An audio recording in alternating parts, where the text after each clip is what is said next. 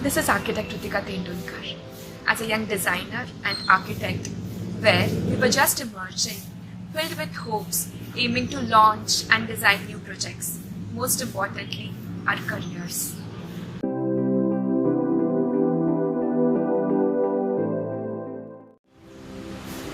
Everything now is at a standstill, and I wonder where this difficult trail is going to lead us to.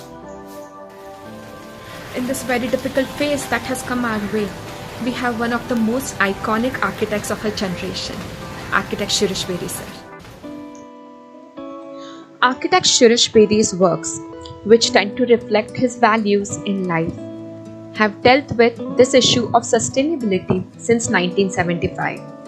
His works have been widely published and have won him a number of national and international awards and recognitions, including the highly coveted J.K. Great Masters Award, the A+D Hall of Fame Award, and Arcasia Gold Medal twice.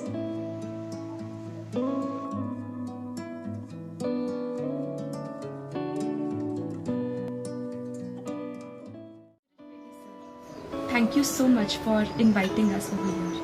It is a pleasure to finally meet and talk to you. Thank you for giving me this opportunity. As we crawl into the second decade of 21st century, most of the parts of the world are facing through this economic catastrophe. So what are your views, like how we architects are going to deal with this? So basically architecture as a molder of space is the same. That means certain things will change, the way it is conducted, like recently also, with me also, I had to finalize 2 major projects online.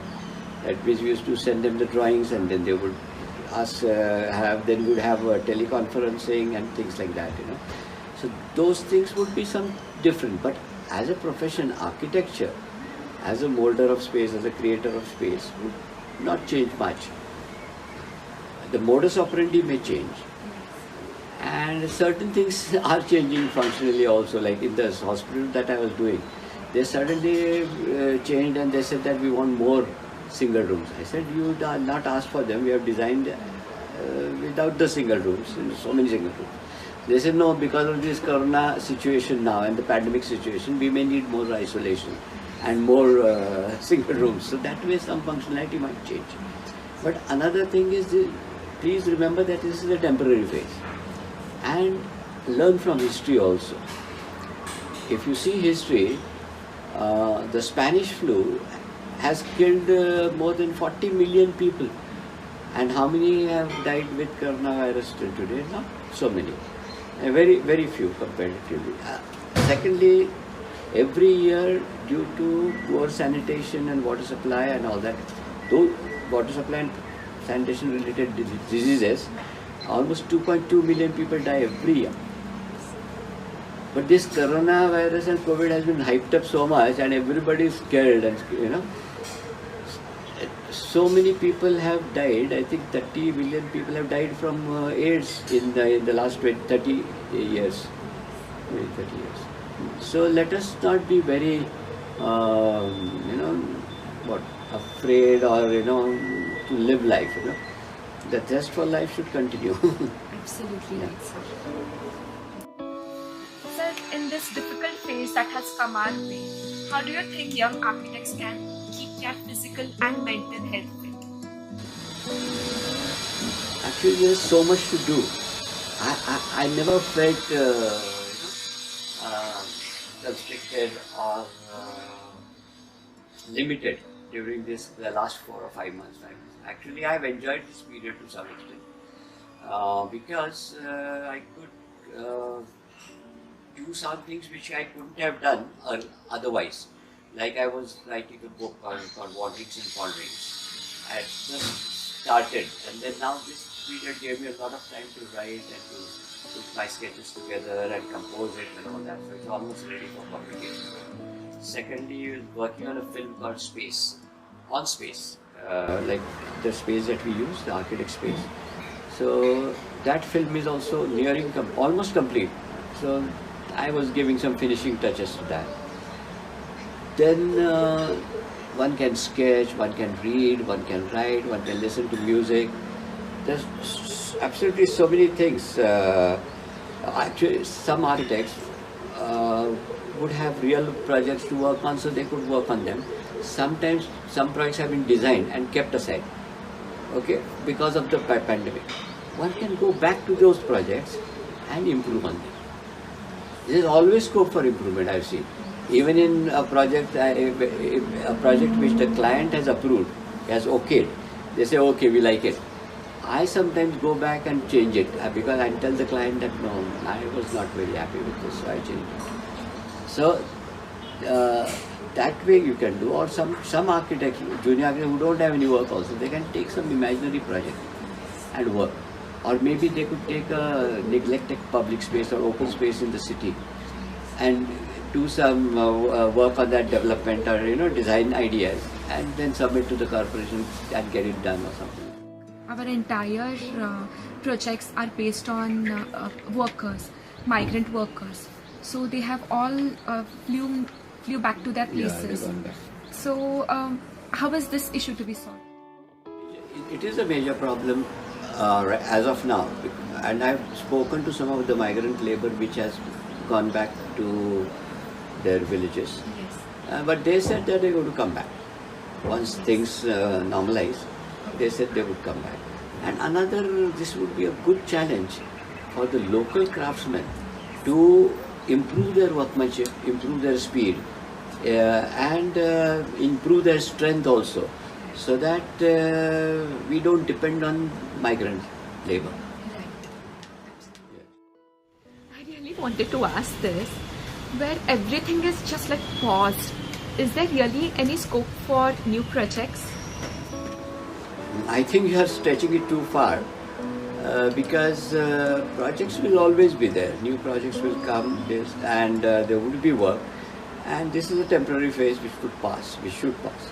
But the major problem I feel, as I see it, in getting new projects for young architects are the tremendous number of architects that are passing out every year because of the number of colleges in India. When I studied, there were only about 13 colleges in the whole country. Now there are 500 and some odd colleges in the whole entire country, and every year about 25,000-30,000 new architects are coming out. When I passed out, in the whole country there were about 4,500 architects, registered architects. So this is going to be more than the virus. This virus of these architecture colleges, too many architecture colleges, is going to be the problem. Sir, how about designing public spaces post-pandemic? Are the parameters going to change? Human beings have not changed. So there's always that desire in human beings to interact, to be together, to recreate, or to have that connection with art, culture, religion, and so many things. All these are public spaces. So this basic human desire will not change. So public spaces also, I guess, should be enlivened or reactivated once things normalize. But during the pandemic, also some spaces, they are being used with the norms of social distancing and all that. They are being used even today. Is it the right time to think about sustainable future cities? Green cities. Green cities. Yeah, it's not just our cities, but I think it's high time that we thought not only about our cities, but of the entire planet. The entire planet is really suffering, and it's being exploited so much that this pandemic should give us that pause to rethink about our values. Do we need so much? Do we really, and all these kind of things. So it is a time to think about a green planet, and not green only in the sense of green certification, but in terms of attitudes. Our attitudes need to change attitudes of caring concern for the environment, attitude of empathy towards the environment, attitudes of compassion, attitude of contentedness and simplicity. All these, if they come up from within, then automatically and very spontaneously the planet will change, and then so will our cities be more livable. I feel very positive and optimistic after having a word with you. After all, there is a hope. That is what absolutely you made us believe. What are your thoughts on this? I really hope that this pandemic would have taught us some very important and simple lessons in life. It would be really great if it has taught us about what are the things that are really essential in our life and what are not essential. Many times we spend so much energy and money on so many things which are non-essential. So this pandemic, because of the lockdown and all that, we had to live within limited resources, limited these things. So